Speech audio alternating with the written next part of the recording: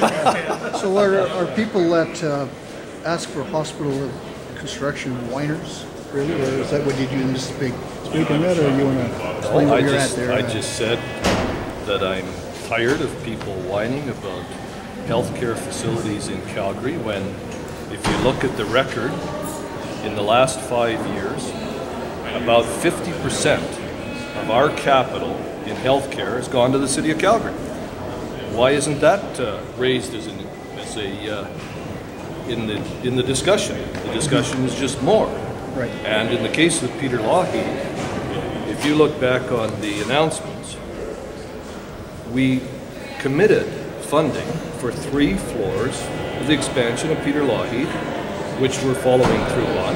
It will be completed at the end of August. It'll bring in another 140 beds. And for future development, because it makes sense economically to build the extra 3 floors, shell them in, and develop them when you need them. Who's whining? Well, we'll see you in the house today, okay?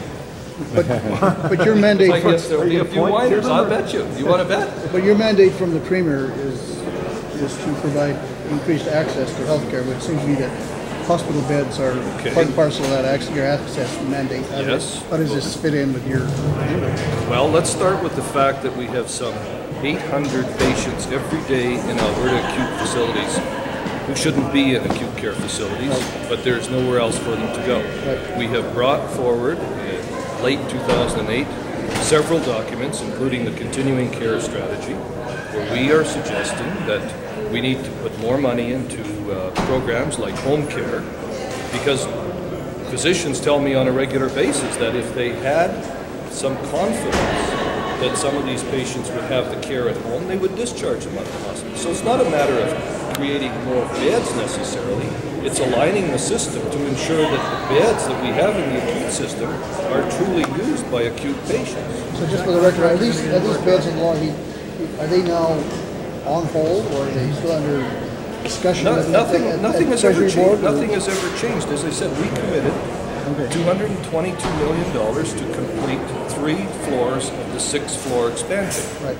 The other 3 floors have never been committed to, but when you build a building, it's just as easy to build 3 floors, shell them in, and when you need them down the road, then you build them out. And what's the situation at the Mazankowski? Is that a similar situation where you're shelling in? It was shelled in. We committed to building out a couple of the floors, last June or July, something like that. There may still be another floor or 2 that's shelled in over that. This is nothing unusual. I know at Foothills there are floors shelled in. I think the plan for the South Calgary Hospital talks about shelled in space, because when you build a structure, it's much easier to add 2 or 3 or however many floors you feel that you'll need for future expansion than to start building all over again. And if you take a look at the Rocky View Hospital as an example in Calgary, we had to build the expansion from scratch, and that cost considerably more than if it had been done shelled in the first place. Are you going to get? Is that contractor going to do more work for you? How do you feel about a contractor like that? I don't even know who did it. I was only told by the media that I've never seen the letter. But what I can tell you is that the capital plan for this government will be developed by caucus and not contractors and columnists. Columnists? That's a